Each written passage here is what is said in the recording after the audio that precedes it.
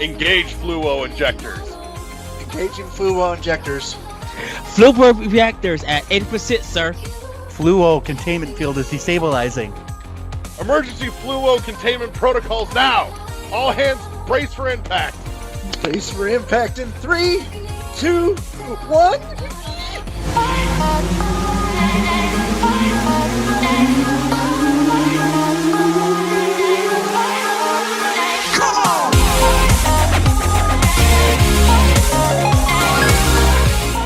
Hot diggity damn, World 1-1 podcast is back.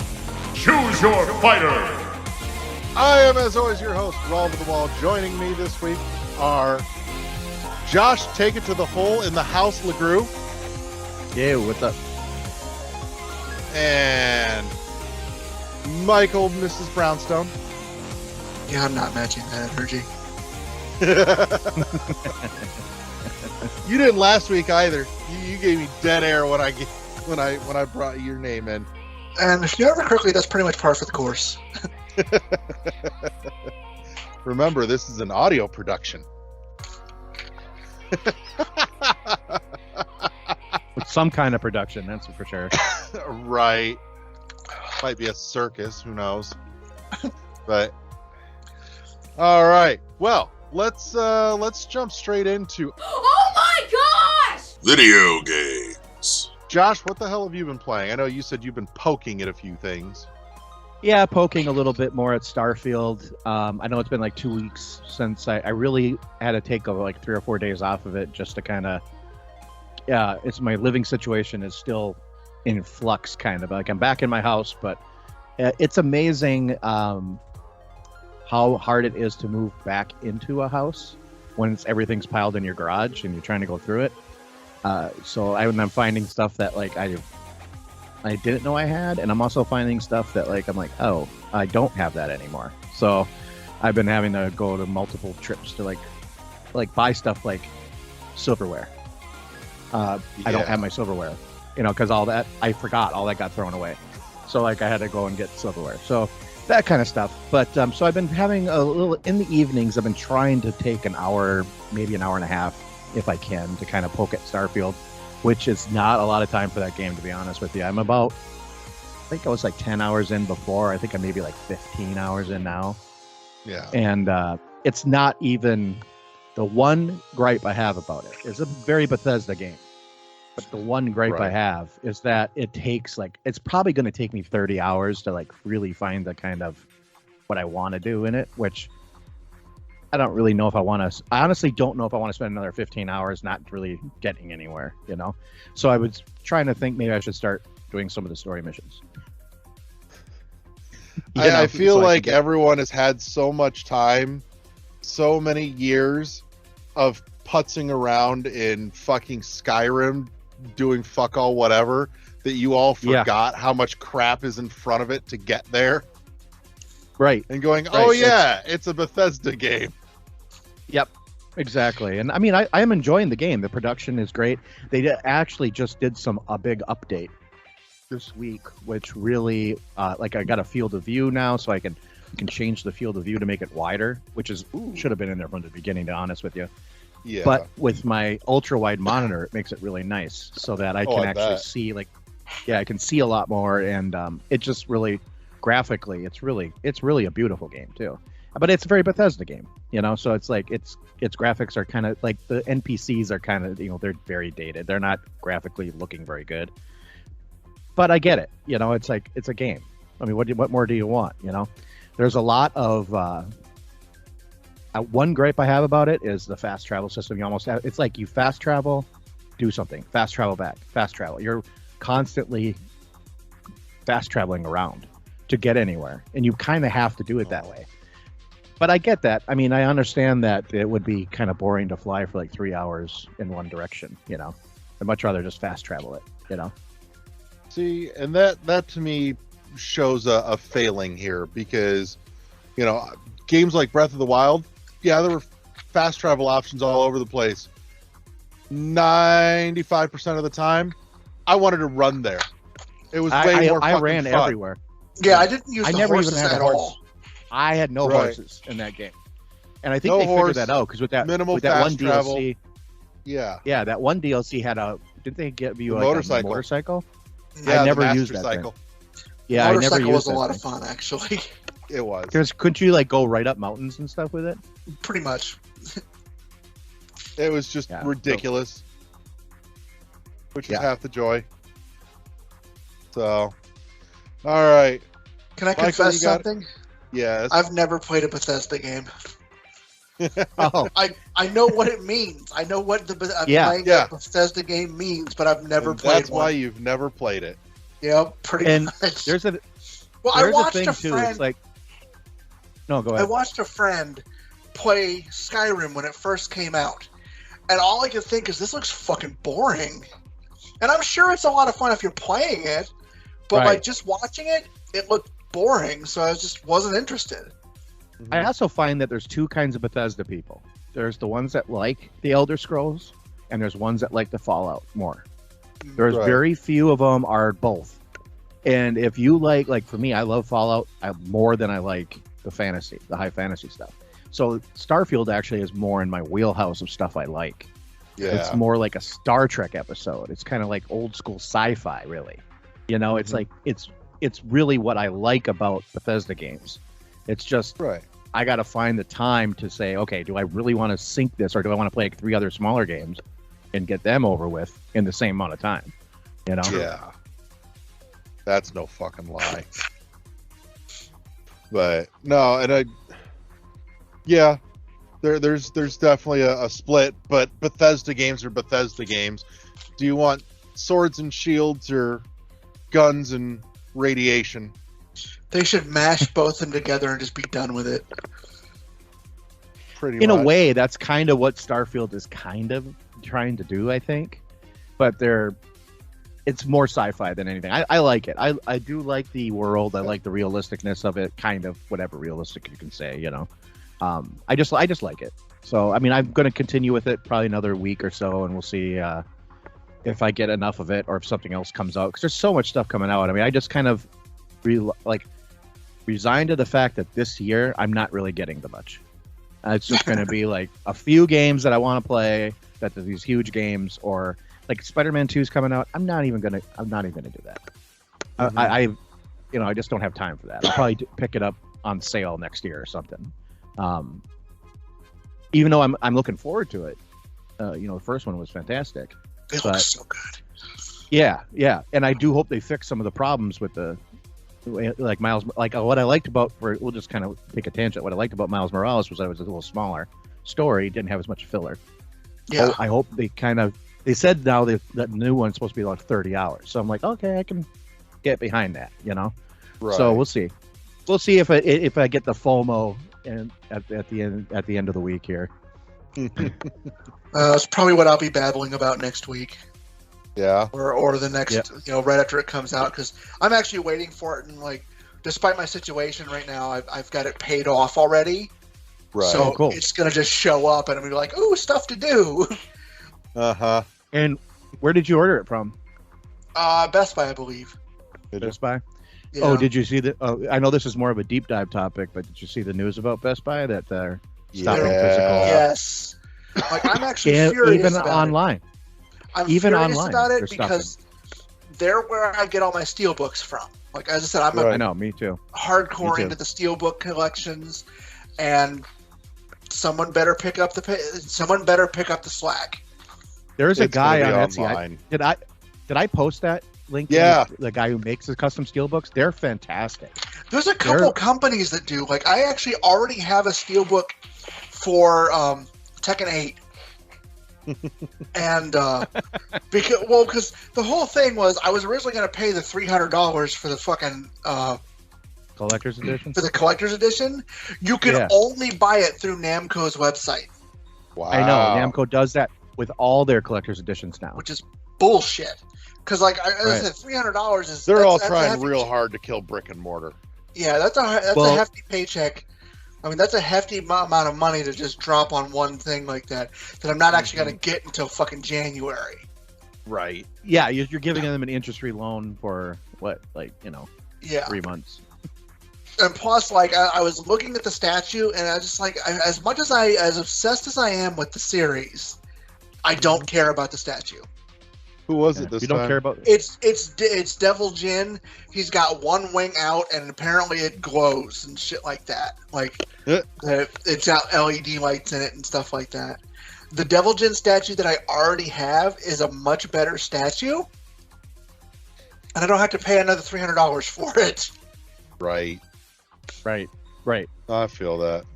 I bought some statues a while ago, and that reminds me, they have not come in, and it was supposed to be 6 to 8 weeks, and I'm wondering if they just took my money and ran. So Ooh. Yeah, I've got 2 Devilman statues I'm still fucking waiting on. I got one of Sithroth and Cloud, and it was supposed to be like 23 inches high. Oh, I think I know which one you're talking about, and damn, that one was hot. Yeah.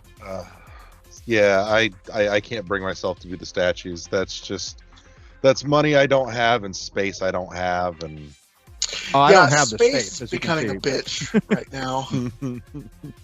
Yeah. Space in the game room is becoming a problem.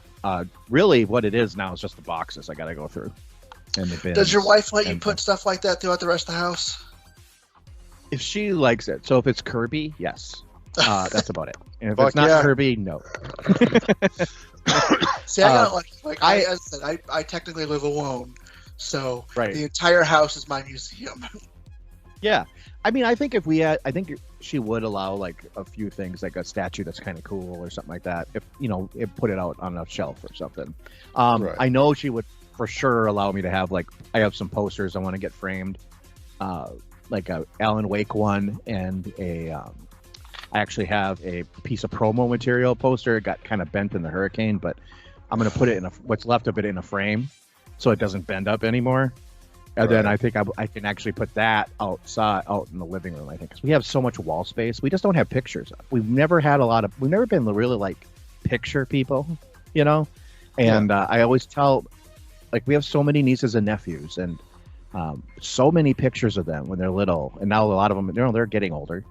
I'm like, why don't we just put these pictures up? I have pictures of my parents, pictures of just people I want that, we hung out, we took a really great photo, and I told her, I said, let's just get, because Amazon, you can print all that stuff through Amazon. I didn't realize it, and they'll ship it right to you. Super cheap, like 11 by, an 8.5 by 11 is like $6 or something like that. Seriously? Yeah.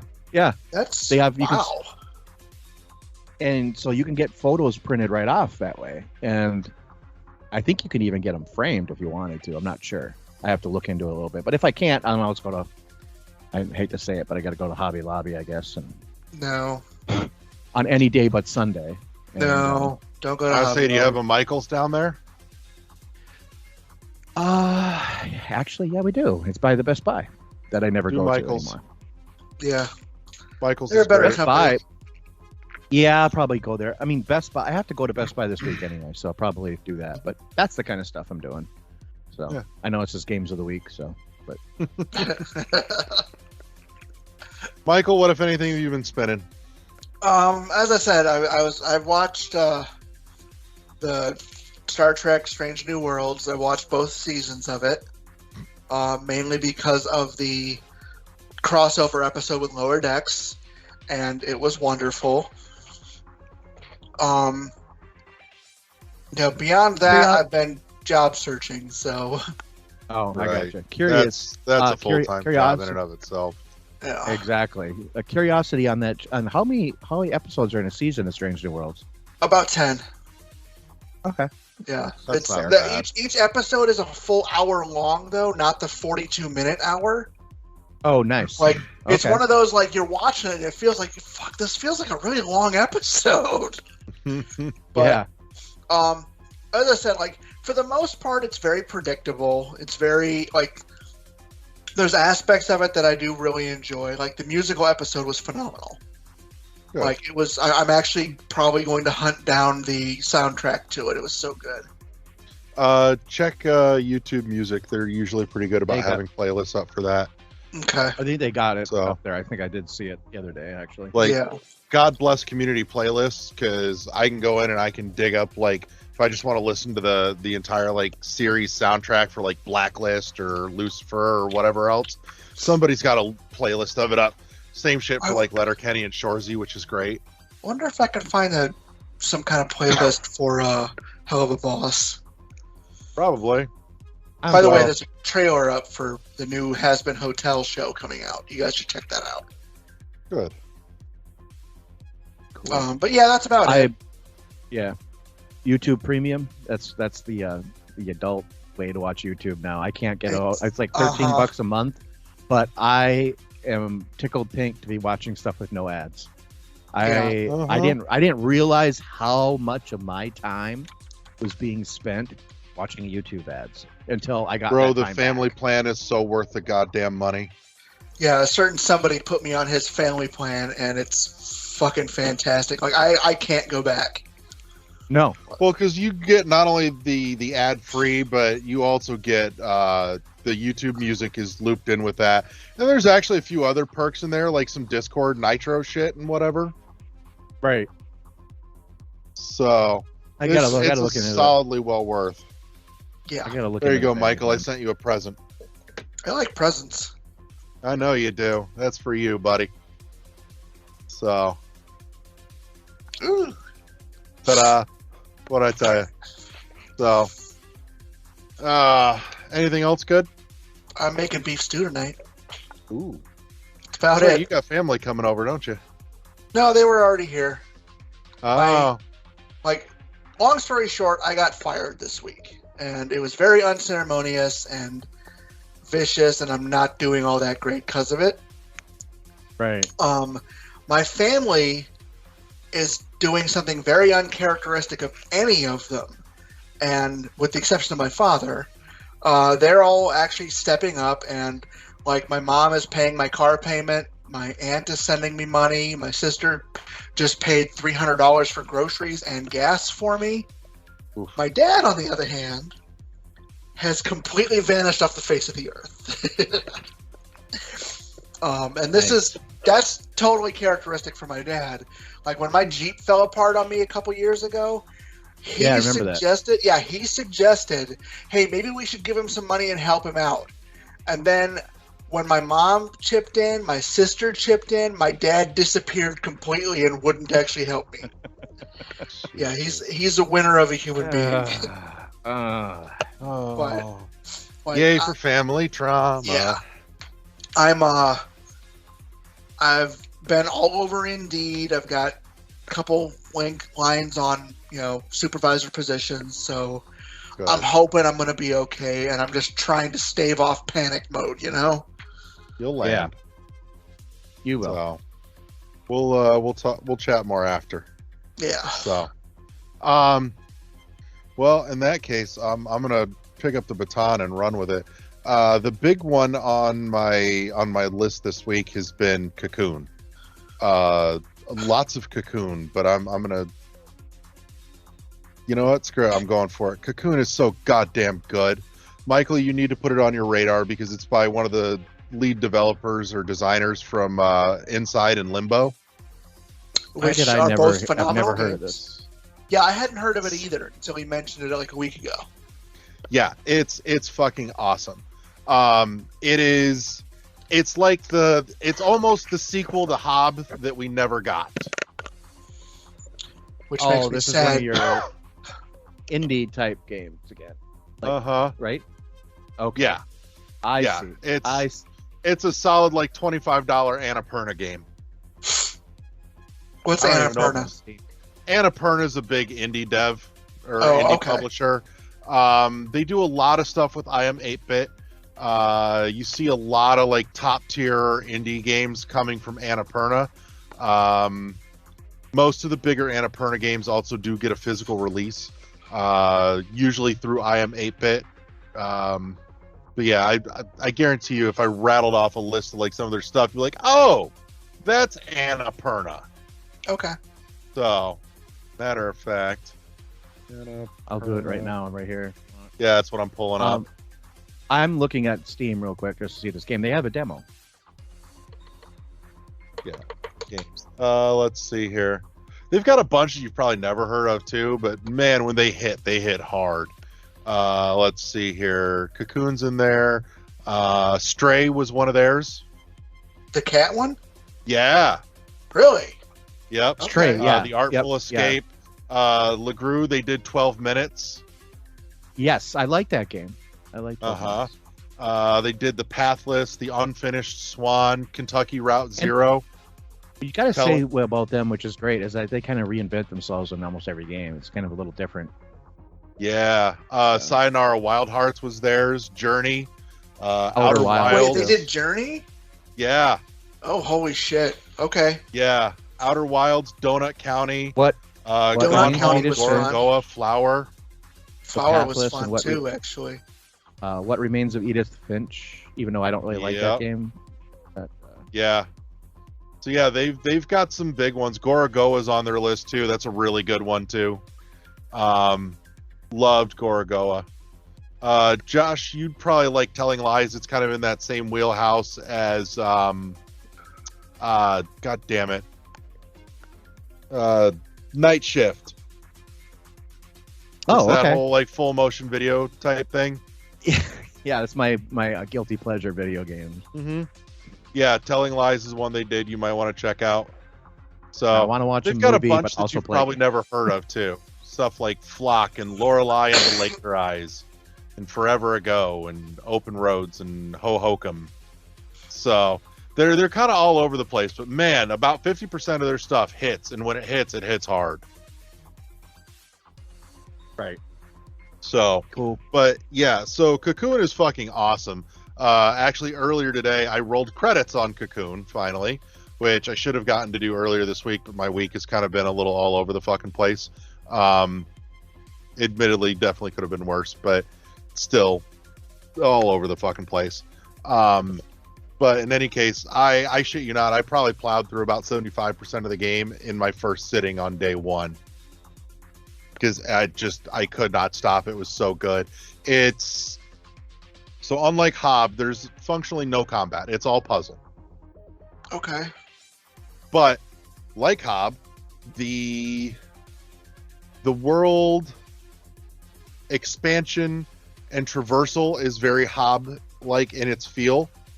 Unlike Hob, where huge sections of terrain come up and keep adding to it. Cocoon has you bouncing in and out of worlds by way of these little orbs that you put on a stand in a pool, and you can dive into the world that's in that orb or out of it. And so one of the a big piece of the puzzling as you get later on in the game is learning to cocoon these worlds inside of each other. So, because you can only carry one orb at a time. And so in order to move several at the same time, you have to tuck them inside other orbs, which means you have to pick up like an orange orb, dive into the green orb, set it down somewhere. You can only set it in like dedicated resting places. You can't just drop them anywhere. So you have to think them out. Jump back out of the green orb, go snatch up the purple orb and shove it into the green orb too. And that way you can carry all three at the same time to get them where you need for the next puzzle. Because as you are introduced to each new world, one after the other, and you beat the boss in that world, which even the bosses are puzzly and not real combat, so to speak. Sure.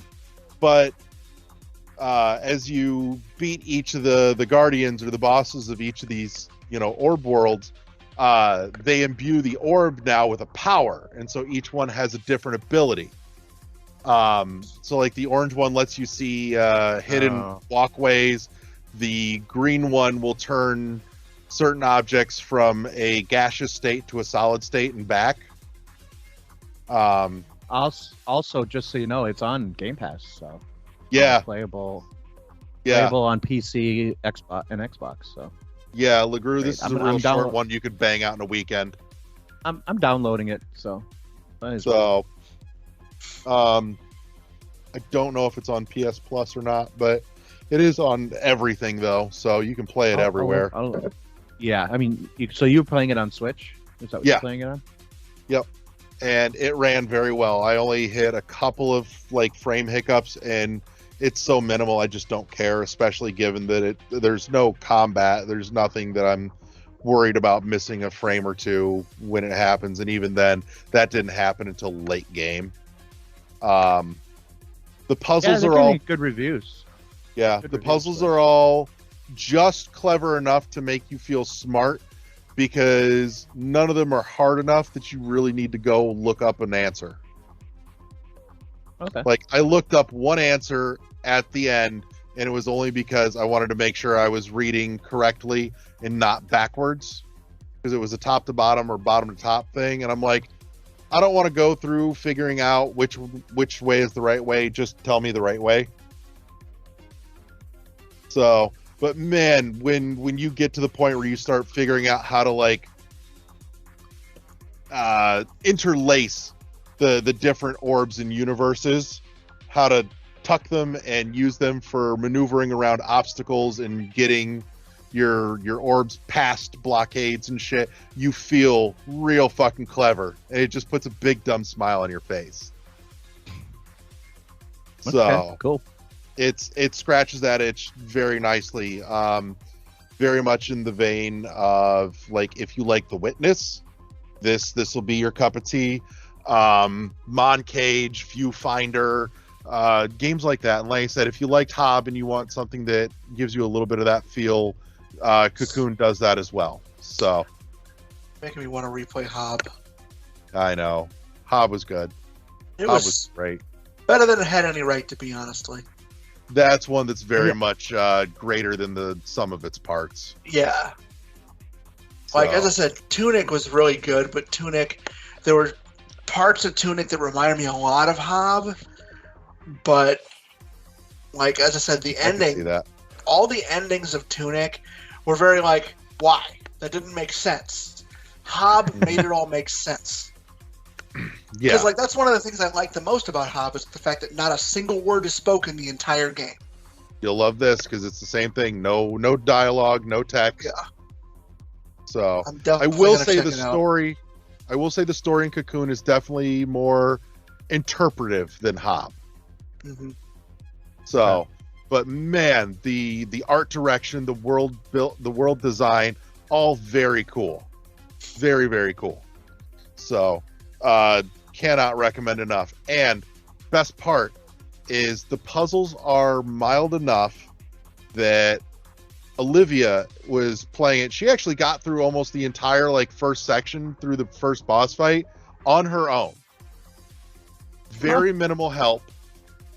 Zoe and I helped her with the first boss just a little, and then Liv was plucking her way through towards the second boss. And the first three bosses will happen in pretty rapid succession, and then the back end kind of stretches out, much like Portal. So, okay. there is a secret ending in Cocoon as well too, but I didn't feel like going back and fussing with it enough to work that out. So Okay. there's a couple of puzzles that pretty much repeat and just rearrange the answers, but even when they do those, the way you work out the answer is a little bit different each time too. So they're not just flat copy pastes, which was appreciated. Like, each time it got progressively a little sneakier. But watching Olivia figure out the first two of those was really cool. And Zoe has decided, I think that that might be a Zoe and Olivia bonding game to play together. Because even though Zoe doesn't like puzzle games, like I said, the puzzles are mild enough that, between the two of them, they'll work them out and they'll have a really good time doing it. Right. So, other than that, Cocoon's been the big one for me this week, which, oh god, that's a game I will easily drop $40 on a physical, no questions asked. which, like I said, it's Annapurna. There's a good chance I Am 8-Bit's going to print a physical. That's what they tend to do. Yeah. Yep. Which at this point, I'm only missing one out of the Annapurna physicals that I want, and I can at least find it on Amazon still. Which one? Gora Goa. I Goa, got on that yep. train way late, but man, when I did, oh, so good. So that one leans much more heavily towards the perspective and perception puzzles like Moncage and The Witness. Not quite in the same vein as like Superliminal, but tangentially related, I suppose. So, but yeah, that's the big one. Putzed with oh god, what else was it? Downwell was spinning again for me. Was having some heavy conversations, and I just needed something for my thumbs to do. Sure. And actually, I wasn't going to include this, but I think I'm changing my mind here. So, a very long time ago, the summer before 6th grade, I got into Magic the Gathering. Way, way back when. Which, to put a timestamp on it for anybody that knows, that was the Tempest era. Or the Tempest cycle. And I played all the way through high school. And after that, I got out of it. I didn't really have anybody to play with anymore, so there was just kind of no point, and I stopped and sold off my collection. I recently picked up a 2-deck starter kit just to dabble in it with Zoe a little bit, and opened it up. Come to find out, the starter kit has 2 codes in it so that you can add those 2 decks to your library on Magic the Gathering Arena. Okay. Which I have not screwed with Arena before. I knew it existed, but just didn't do anything with it. So I started putzing with Arena, and I actually, despite having the experience, I set my thing to, I've played like little to no, just to see how it walks you through, and I'm fairly impressed. It's a really competent little way to play Magic without, the sprawl. I am getting a little antsy to be able to find, because it is not clearly marked, and I've not bothered to look it up yet, to find where to put the code in so I can get my 2 decks loaded to my account. Which, by the way, they give you 2 codes. Both codes are good for both decks, so that you can take one and get both decks, and somebody else can have both decks. You can give it to someone else. Yeah, that's cool. Yeah. So I'm like, okay, well done. And if you poke on Amazon, you can find some of these starter kits for like $10 to $20. Right. I'm like, I don't want to buy packs and packs and packs of cards again. I just want a handful of pre-made decks that I can crack out and play a game and put away. And this seems to be the solution. Now, that said, I don't see myself going any further than this, really, because like commander decks are like $60 to $100 depending, and that's I just don't really care. I'm like, I just want to play some basic fucking Magic. I don't want to learn another format or whatever else. It's actually why I got out of the game. Right. Like, I'm old enough that I started playing when it first came out, and eventually it got to the point where he who could buy the best cards wins, and I just wasn't interested in that. Right. Arena also has this nifty thing too, very much in the vein of Hearthstone, where you can earn rewards like common, uncommon, rare, and mythic rare wild cards, so that if you want to go in and build your custom decks on Arena, and there's a card you're looking for that you don't have in your collection, you can spend one of those like wild cards to add that card to your collection. So you're not just ripping through packs mindlessly to get what you need. Mm-hmm.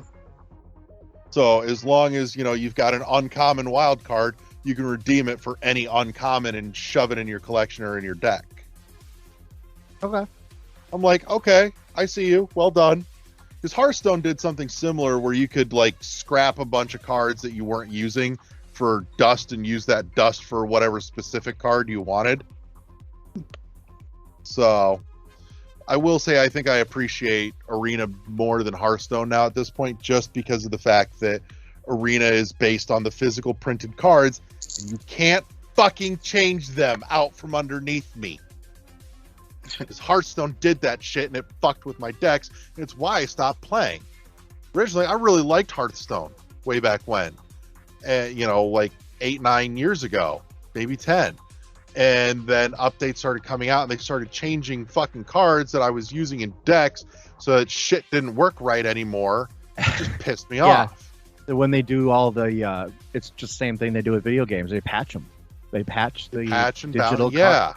Yeah, balancing the digital card. But you can't do that with Magic because then they don't line up with the fucking physicals anymore. Right. So it's static, and I appreciate that. So, but yeah, I'm digging it so far. And Zoe has actually started poking through the tutorial as well. They have a little tiny bit of experience with Magic, but not much. So the tutorial is a really good refresher. And once you get through the basics, it has a like a color challenge where it takes you through like 5 matches using a deck of a different color. So like 5 matches playing green, 5 matches playing as blue. And that way you get a feel for each individual color and what you like. Okay. So, and the first 4 are more or less scripted, but the 5th is always against a random player. And win, lose, or draw, you still get rewards at the end of that track as well.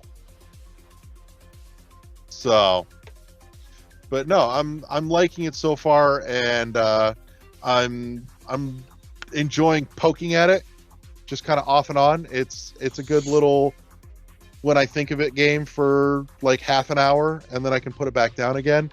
And I'm looking forward to the point where Zoe is caught up with me, so that we can actually like crack out the decks and play cards at the table. Right. So, but I've got a couple more of the starter packs on my Amazon wish list, and I'll probably pick some of those up if this takes. If not, I've got Arena to fuck around with now. Right.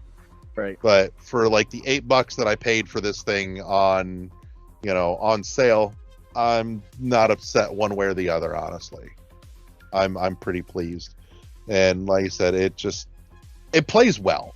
And apparently I can load my account up on my PC too, and I can come down here and play if I want. It does bring me back to a sticking point of same quandary I had with Hearthstone, is why in the fuck they never brought it to any consoles. Yeah, that is kind of weird, isn't it? Mm-hmm. I think Like these would be great on consoles. Yeah, I think most people play mobile, right? Mobile or PC? Yeah, I see it here now. It's PC, Yeah. Steam, Mac, Android. I mean, it's on Mac, Right. for God's sake. Yeah. I'm like, if I had this on my console, I would absolutely play a bunch more of it. I might even go back to fucking with Hearthstone if it was on my console. Yeah. But yeah, just as it stands though, Arena works pretty well on my phone. And that's a good place for it. So Yeah. the only place I won't want it is on my console. So, but who knows? I don't know. Maybe it's just an architecture thing with just the size and scope of it. But anyways, but that's what I've been playing this week. So before we jump into the break, take a moment to tell you about our wonderful fucking awesome ass sponsor, Imaginary Authors. We are gamers, and dating back to the 80s, we sometimes still unfortunately carry that stereotype of the musty, sweaty, smelly basement dwelling gamer. But But Imaginary Authors is here to help you up your charisma and level up your fucking aroma game with fragrances and colognes for everybody. My go-to is absolutely A City on Fire. Oh my god, it smells so fucking good, and the wife can't keep their hands off of me. It's kind of fantastic. But little bit of everything. Very, very cool company. Go check them out. And yeah, you can't walk into a store and, you know, smell the testers, but they have samples of all of their stuff for a couple of bucks a pop. You can build your own sample pack, check out, find something you like, take the dive. And if you find one you really like, many of them come in candles and soaps as well, actually. So options abound. Go check out Imaginary Authors and level up your scent game. Link down in the show notes. Make sure you check them out. And right after the break, in the third half, we'll be back. But right now, let's get to the break. And we're back. And this week, we are going down the warp pipe. Oh, wow. Love these pipes.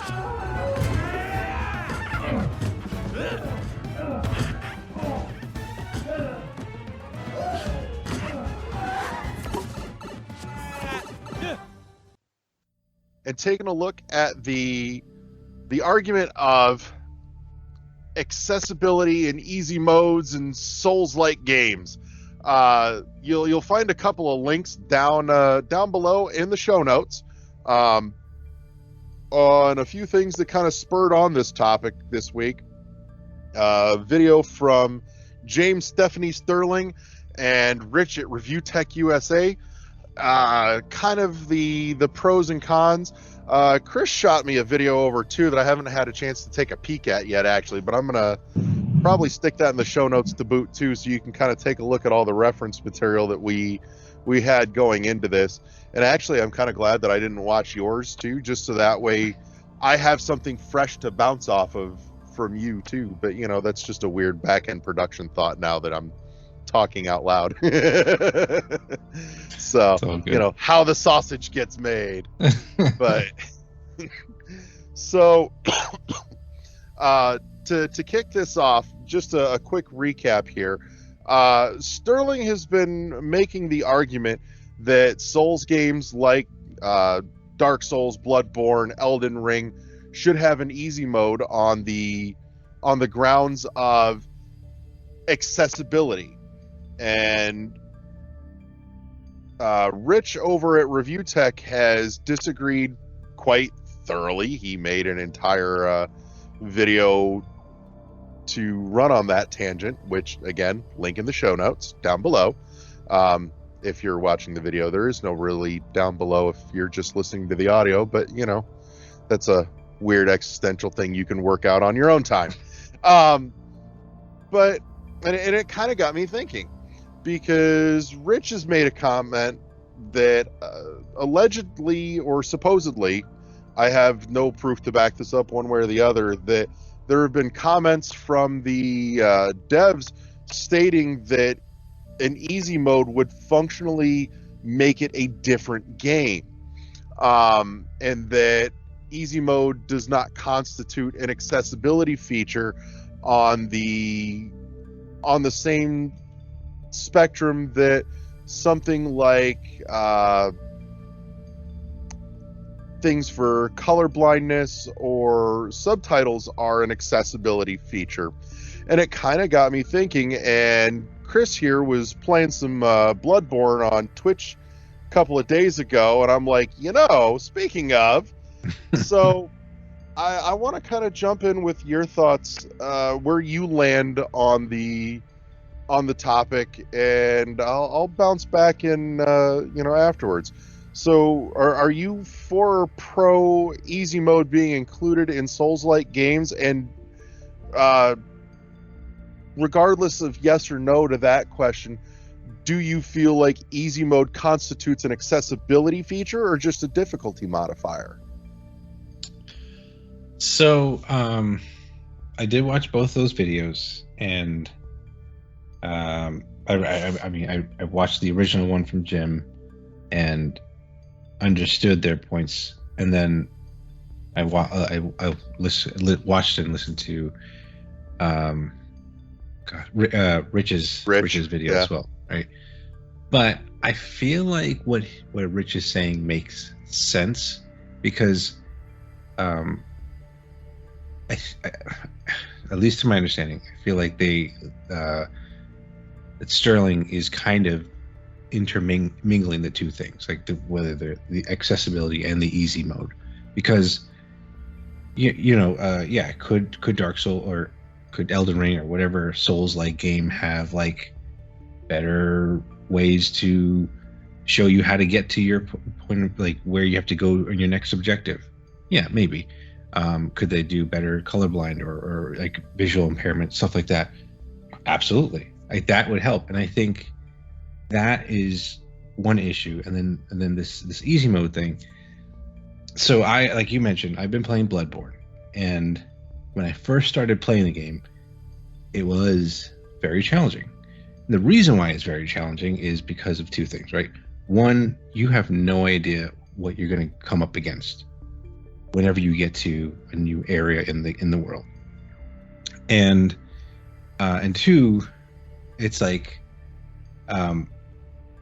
almost anything can kill you, right? If you try to run through this game, there's like the smallest character can kill you if you're not paying attention. And to your point about like turning on easy mode, like I'm still trying to wrap my head around the fact that this game an interesting game? Are these kinds of games, are the From Software games interesting? Mm-hmm. Because I feel like the stories and stuff like that are just like they're too like nth level storytelling and stuff like that. Like they are the epitome to me of the show and don't tell you anything about how to play the game, or how to do anything, and how what's going on in the world. Like you have to like talk to every character. You have to really take in the world. And so like I mentioned to you before we started recording, I had Dave Jackson from Tales from the Backlog kind of walk me through the game, because I told, like, before I played Bloodborne, I was like, this game sucks. Like, I don't get it. And I couldn't get past that first room, and I was like, I'm done. Like, I don't want to play this game again. But he kept, like, during his podcast, he was telling me why he really loved the game, and I had him come on the stream and be like, kind of walk me through like the first few hours of the game. Yeah. And kind of get you a running start. Yeah, but like again, it was like one of those things where he, like, because like the other thing I with those games was I felt like I was super confused about where I was going. I felt like I was going around in a circle and not making any progress. And then like if you just slow down and take a moment to like just assess where you are, then you can kind of see where everything is. Like, okay, I know where I am. And like it was funny, like he was watching me play it, because he's like gone backwards and forwards in this game so many times. So for him to like see me kind of start to discover and start to map things out in my mind about where things are, because the way that the From Software has crafted this game, again, I still, like, the jury's out for me about like, is this game a great game or not yet? But like the way that they have crafted it in such a way, like I get it. I respect how much time they've taken into creating these games, and like in the thought, and then adding an easy mode would just make you like blaze through the game. And if you really, really, really want to learn about the story of this game, then there's YouTube's. There's like so many other ways to get that lore. That's probably a bit easier than going through this game. I think the challenge is the part of it. And like I was even looking at some of the comments that Sterling's video had, where some people were like, look, I have XYZ disability, and I was still able to play through this game and enjoy it. Like, I want my games to be difficult. And to be honest, like, there's so many other games now that people can play. It's like, why is this becoming a big thing? Why is this becoming such a big deal? Just move on. Like, if this isn't the game for you, if it's difficult for you, move on. Like, but if you want to try something that's challenging, sure. And like going back to it, like my playthrough right now, like right now, all I'm doing is trying to get my strength level up to 50. I don't know why. I just that is now I'm obsessed with trying to get that. And then I just like, so what my plan was to do is just essentially go through a loop in the very beginning of the game to collect as many souls to get to 50. And as you keep doing that, as you keep repeating that same area, it becomes easy because you're going through the same thing over and over again, right? So like the difficulty part that everyone's having an issue with goes away, right? Because it's like I'm doing the same thing. I know what I'm doing. So the issue where like I'm also just very scared to keep going through the rest of the game because I'm like, I don't want to risk losing everything. Like I'm going to try and just make myself as strong as possible before I continue on. Like I will just try to power level as much as I can. And yeah, and like so if you want to make the game easy, then you can just go through a small loop in the game, whatever game. I mean, I think that's how the other games are constructed. I don't know how about Elden Ring. I think Elden Ring is a bit more open world than Bloodborne. But like if you could find a little niche or find a little path that you're okay or comfortable with doing, leveling yourself up to whatever you need to do. I'm essentially doing a glass cannon build right now. So it's like you know, I can dish it with a lot of them, but like I definitely can't take it. So you learn. It's like it's definitely a learning experience. And I feel like that the easy mode would definitely take away from that experience. So I'm all for accessibility though. Like you know, for people not like being able to, you know, use a regular controller or whatever, like visual impairment, hearing impairment, whatever it is, like that's fine. Like, you know, I'm all for like try to make that stuff try to make the game more accessible for those kind of players. But I don't know if you necessarily have to make the game easier. But it's like what are they trying to make it easier for? Just to get to the end of the game so that they beat the game? Or like maybe that's the thing I'm trying to understand too. So let me float a few thoughts your way, and these are thoughts that I've kind of had rattling around my noggin, and I won't say I'm inherently trying to change your viewpoint, but I'm curious to see if it does change your viewpoint on the subject. Sure. And just before I do, to kind of clarify and solidify your landing point here, if I'm reading your take right, you don't view easy mode as an accessibility option. Yes. Okay. No, and that's fine. Like I said, this is purely opinion. So I won't say that there's a right or wrong answer, but this is kind of the thought train that got me here. Is that my first thought was, yeah, that's just a difficulty modifier. I don't know that I would call that an accessibility option. But then I started thinking about it a little bit, and kind of in like forked directions, but forks that are all heading the same place. So in a multi-track thought process, my first thought was, okay, so what about people that are legit, you know, they're like, this is a really cool world and I want to get to experience this, but that difficulty level for them gatekeeps their ability to actually get into it. You know, there are those where, and I'm sitting here thinking from a pure actual physical disability standpoint even, where, you know, maybe there's a nervous or a muscular disorder that makes it so that, you know, getting their timing down and, you know, and their reactionary timing to things happening on screen is too slow or too delayed to be able to actually keep up with what the game demands in order to progress through.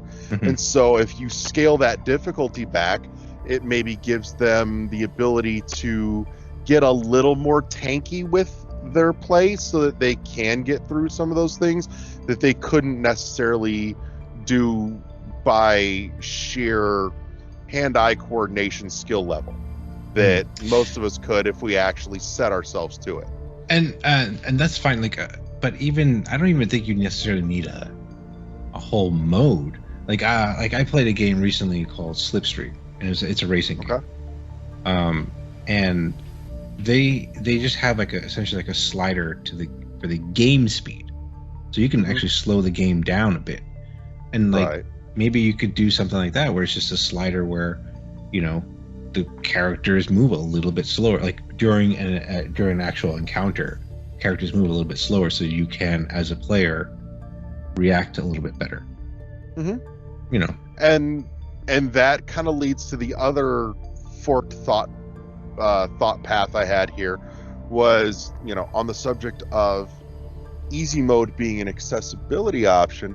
The other game that actually sprang to mind very rapidly was Celeste, because Celeste had a ton of game modifiers that made the game more manageable by way of tweaking certain things that essentially equate to variations of an easy mode, not explicitly a singular easy mode, but any one of those things do help lower the difficulty curve. And I would look at those as accessibility options as well. Yep.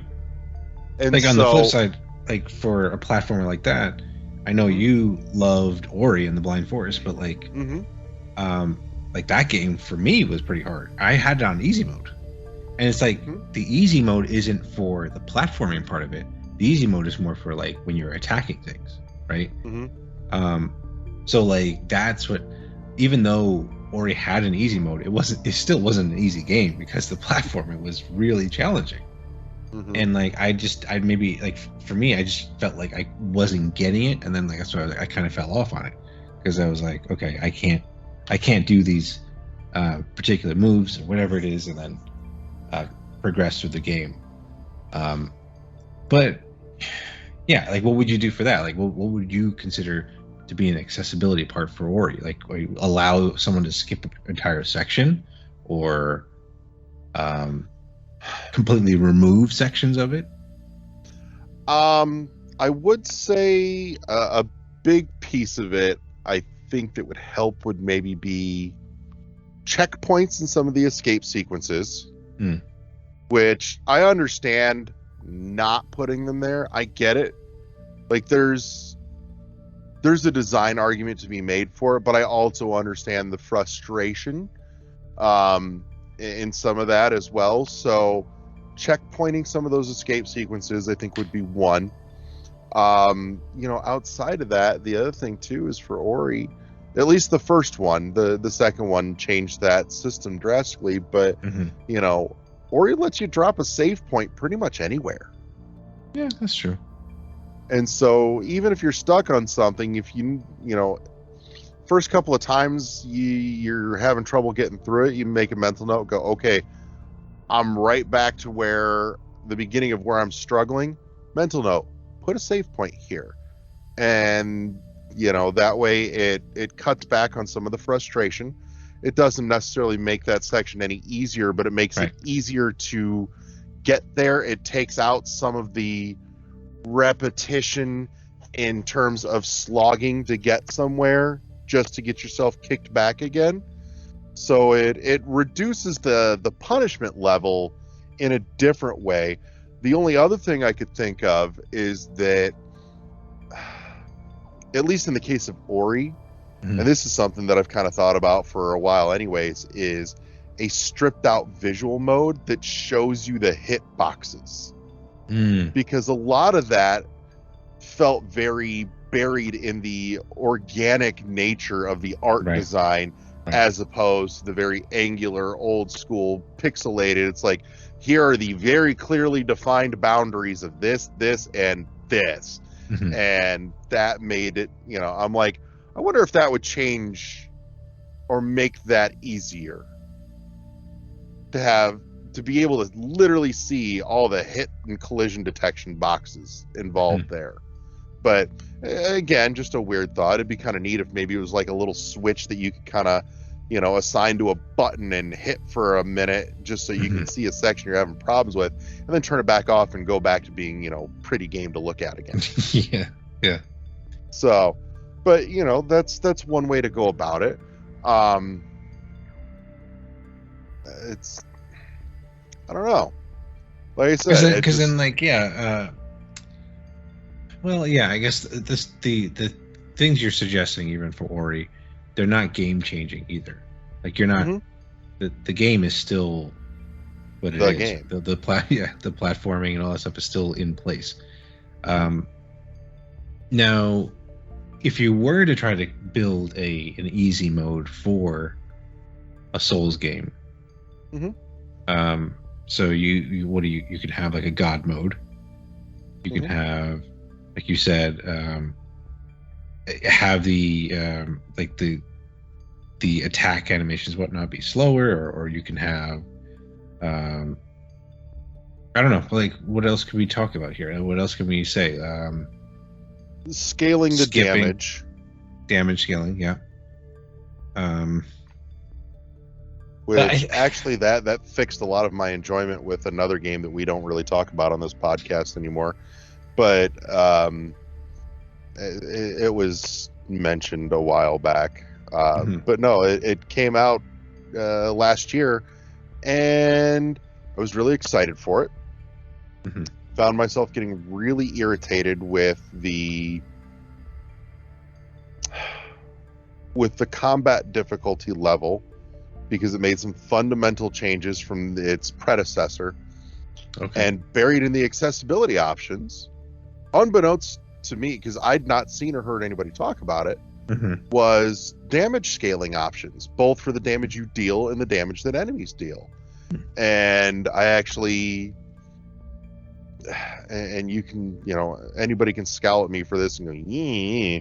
But the thing of it is once I turned the damage I deal all the way up and the damage that everything else deals pretty much all the way down, I started having a lot more fucking fun with the game finally. I'm like, okay, I found the secret to making this fun now. Because at that point,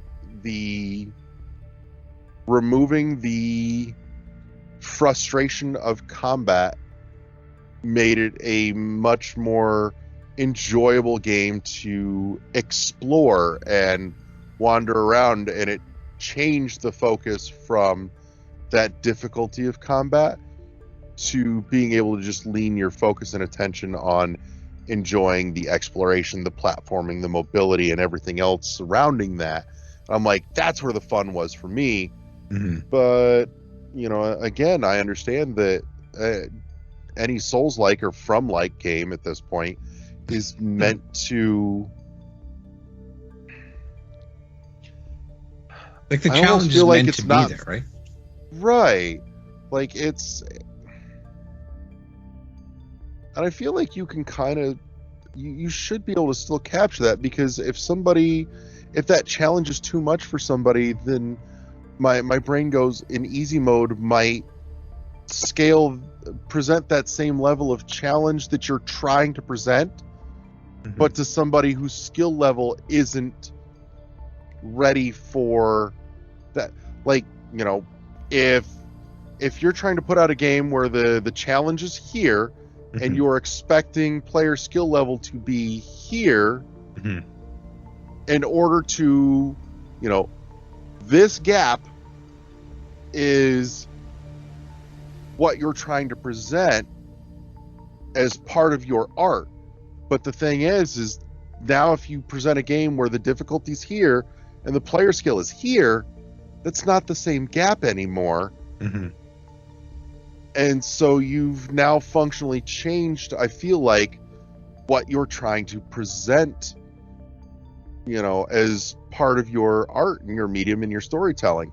So if there's a way to adjust that skill level gap and difficulty level gap to where, another player is at, so it's in line with the gap that you're trying to present, then in a way, does that not preserve what you're trying to do with your medium as well?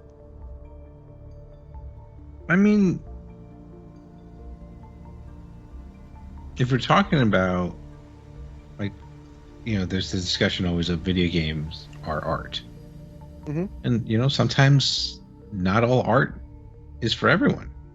Right. But again, I'm not saying that, saying this in a way that, let's gatekeep games or whatever it is. Right. And that's the big hook here. Yeah. It's like, not everything is for everyone, and that's fine. Yeah. But the problem becomes if somebody wants to be able to enjoy your thing, but can't because of how you made it, you're now gatekeeping by way of accessibility. Mm.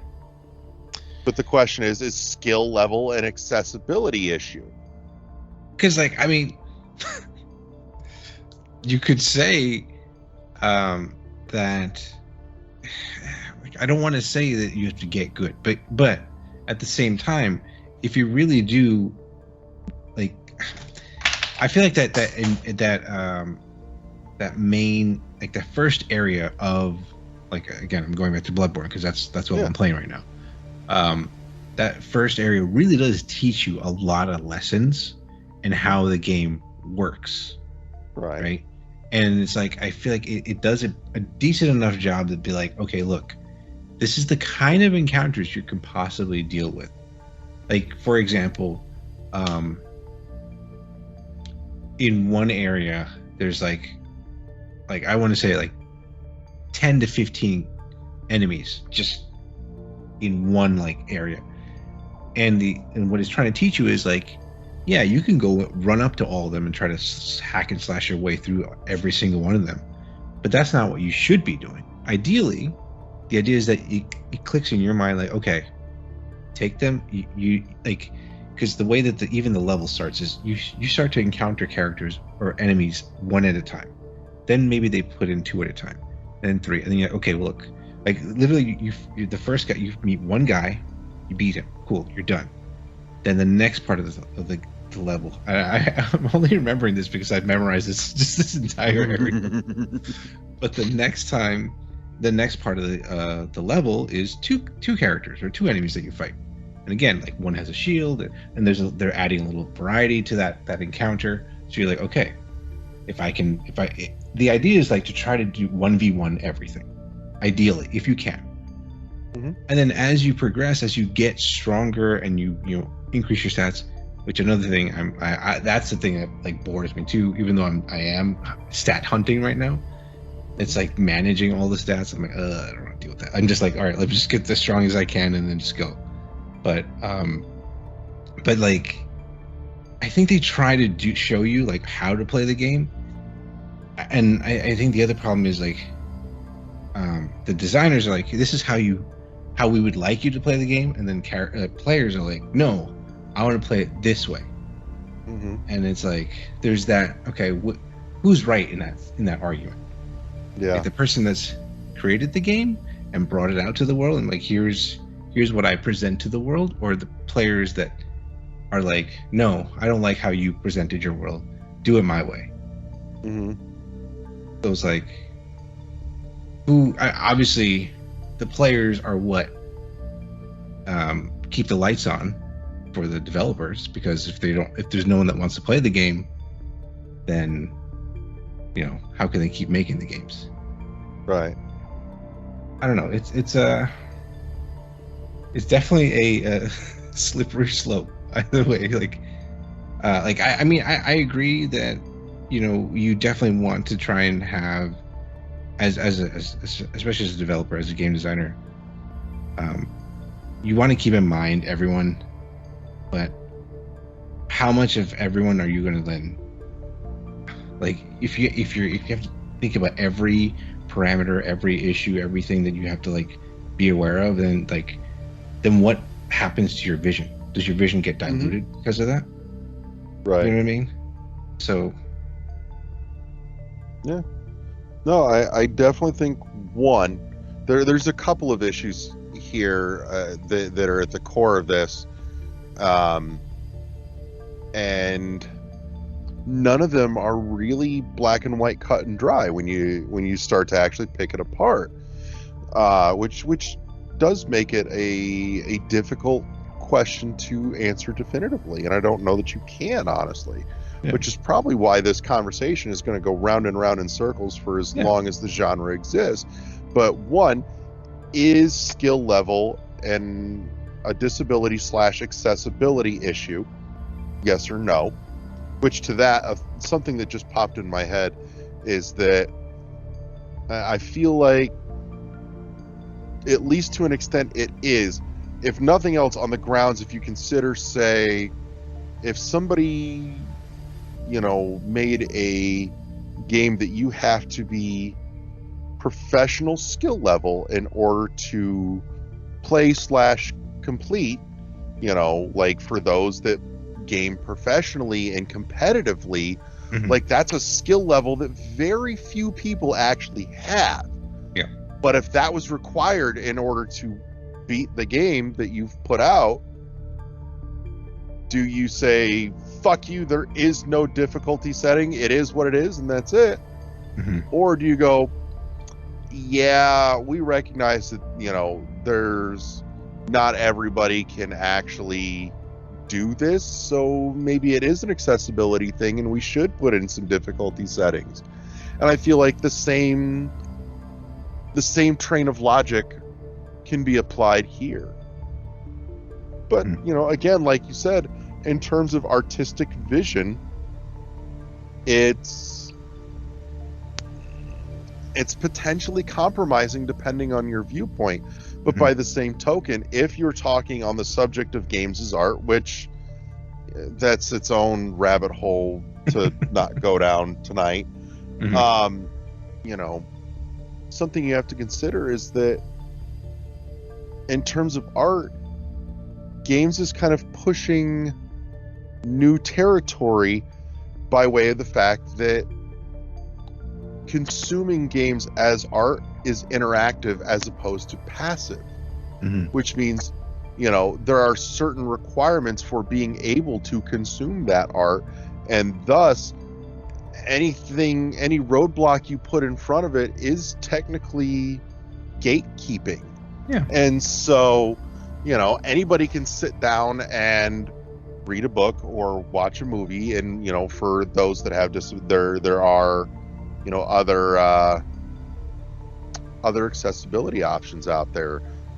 Shout out to Dallas Taylor and the 20,000 Hertz podcast. Actually, episode I just listened to recently was on the subject of movies for the blind and those with low visibility disabilities, and video description. And so, even in a passive consumption art form like movies or TV, and others would include music, obviously, books, looking at a painting even, those are technically passive. There's no, with some obvious exceptions for a percentage of people that are, blind or deaf, but, the baseline of you have all 5 functioning senses, that's the bar. That's it. You can look at a painting the same as the next person.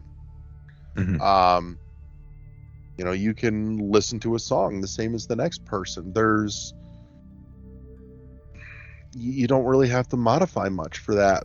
But when you require a specific level of skill or skill set in order to consume said art, that conversation changes and goes down a new road that in the great span of human history has never really been the case before. So, and honestly, there's a case to be made that if this were potentially big enough, this is something where the ADA may actually look at this and go, "Now wait a fucking second here," and get involved.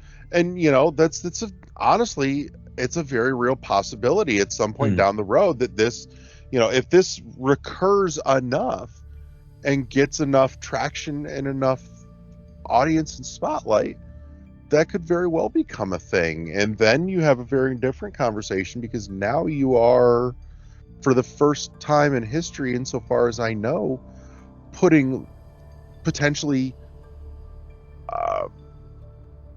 legal regulatory requirements on the creation of art. Yeah.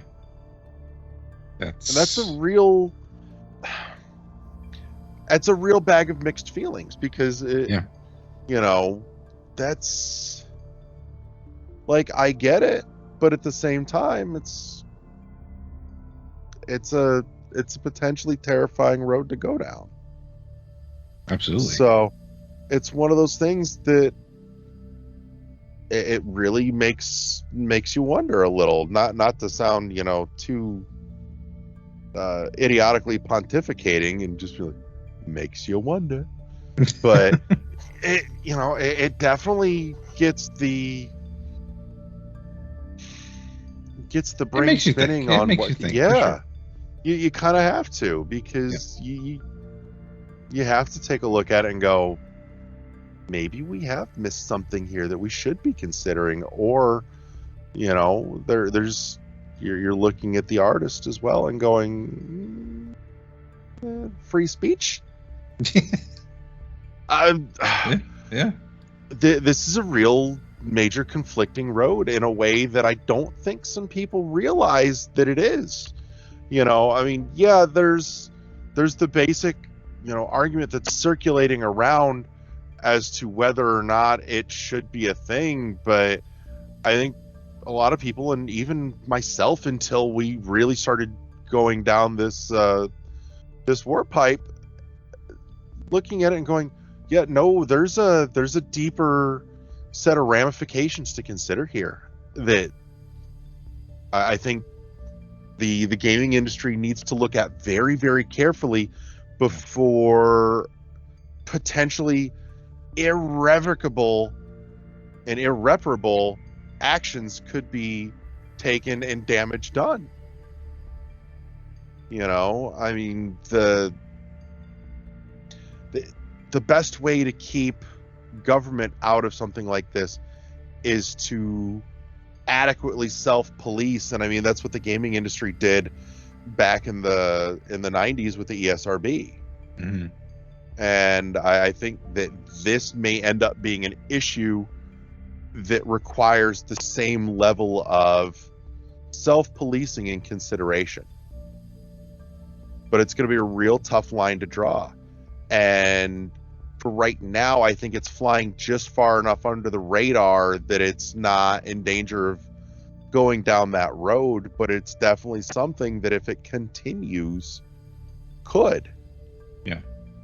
Within the next 5 to 10 years, this could be something coming up in your Google feed going, ADA presses the gaming industry on blank. You're like, shit. It's time to start considering these things now before we're too far down that road.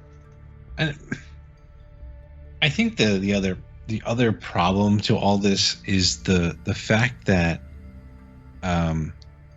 so many mainstream video game review sites had made a big deal that this game, Elden Ring, is amazing, 10 out of 10, best game of the year, blah blah blah. Like it gave the game that much more hype. Yeah. And that, like, everyone, like, they're like, oh, you need to play it, and then it's like, well, I can't play it because of X, Y, and Z. It's like, well, you can't play it, then it must be your problem. It's like, it's your fault. And then they go back to this whole thing back and forth about it's the player's issue, it's the game designer's issue, and then it's that craziness that we're discussing this about. But like, I don't know.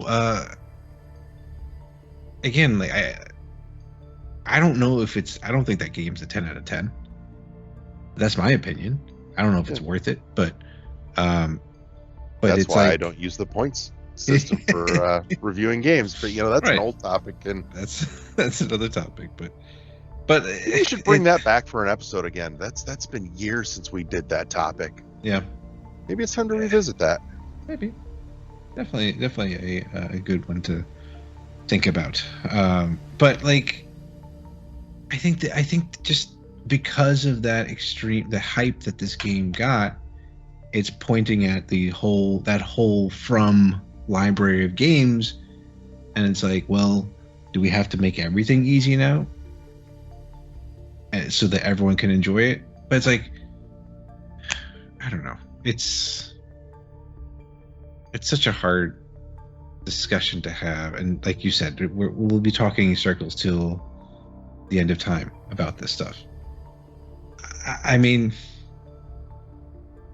respect the developers for what they're doing and what they're trying to achieve, and if it's that big of a deal, yeah, add a God mode, allow Game Genie to come back, and like, there you go. So people can. Holy play on the shit! game. We've missed the obvious answer this whole time. We just need Game Genie again. We need Fuck! Game Genie. We've solved it. That's it. Bring Game Genie back, and all the problems will be solved. But like, Now I'm gonna be real specific. I want Game Genie back. Fuck Action Replay. Cheap knockoff bullshit. Never worked right. I want Game Genie, and I want the big code book. Right. That would be awesome. Imagine that. I mean, everything in the 90s is really hot right now. So it's, whoever's got the rights to Game Genie needs to jump on it. It's time. That was what is it, Galoob, which I think got bought up by Mattel, maybe. Oh, I don't know how that's gonna work then. But yeah, just give everyone in God mode, and then they can enjoy it however they want. Right. It's a complicated issue with no clear-cut answer, and I will freely admit I didn't expect to land on an answer one way or the other tonight. No, but yeah. I've come to realize that that's kind of not really what we do a ton here anymore, but just I feel the mission, we execute on the mission that we set out for, not by solving every major problem, but at least by getting people thinking about it in deeper, more meaningful and thoughtful ways than they have before, and maybe presenting some aspects of the issue that haven't really been brought up and circulated sufficiently, if at all. So, and I feel like you and I have solidly accomplished that tonight. So, we've answered questions with more questions. Yep. Roll out the Bush 2 banner. Mission accomplished, bitches. We did. No, You need to find that clip from American Dad and splice it into the video here. Yeah, I mean it's tough, man. It is tough. Because, like, yeah, I don't want, you don't want people to be excluded from games, because games are awesome. Games are another way that people can blow off steam and be entertained. But it's like, again, we're talking about just one. I'm not saying that but this we're really looking at one developer right now that potentially has this issue where they're not really bending to accessibility or an easy mode. Well, it's like one developer now. Right now, right. But it's like, but maybe because of all the potential backlash and stuff like that, this causes other developers to really think about how they develop games. Or maybe there are people that will go full tilt with the way that From does their games. It's like, no, we're going to make their games just like how From does. We only have one difficulty level. Take it or leave it. And then you and I have talked about this before. The way that you give your answer is by either buying it or not buying it. Yeah. And then that'll give the developer an answer about if people will like to play that game or not. Plain and simple. I think it'll give them an answer as to if people would like to play their game as is. Mm. You know, it's a vote with your wallet thing, but Yeah. by the same token, you know, might be one of those things where you could increase your sales if you maybe tossed in, you know, some difficulty modifiers of some sort. Yeah. But And then, I mean, it depends on the developer if they have that kind of bandwidth to do that. You know, if it's just one guy trying to make a game, an indie game, and, you know, maybe he doesn't have the time, or maybe he doesn't think it's worth it. The return on investment for them is not that big of a deal. Yep, and that's another, you know, point where you're dealing with the intersection of art and business, and gaming, I think, more so than most other mediums of art, be it music, movies, TV, books, visual art of, you know, whatever type, you know, paintings, comics, whatever. But you know, and there are probably some cases where that's not quite the case, but I definitely feel like that intersection of business, economics, and art is probably more impactful in the gaming industry on average than others. But I could be wrong. So, but yeah. Well, I think maybe here's a good place to wrap this up for the evening, and, you know, let the listeners kind of take this and percolate on it a little bit. And, you know, we'd love to hear your thoughts and feedback and comments on the subject as well. So and if you want to send that, you know, those thoughts and feedback our way, links to all the socials are in the show notes as well. Check that out. Twitter's usually the easiest way to get a hold of us, though. Highly recommend that. But, you know, there's others. We do have that handy dandy Discord, and there's other options out there as well. But again, you'll find all those in the show notes. And I want to say thank you to my buddy Chris for coming and hanging out with me for the last half hour-ish or so. And, you know, thank you to everybody that tuned in this week. I hope you walk away with something thought-provoking here to kind of chew on for a little bit. As always, World 11 Podcast is a production of the World 11 Podcast Network, reminding you, as always, to press start to engage your mind. We record live at Studio SR388, and we will see everybody next week. Have a great week. Peace! See ya.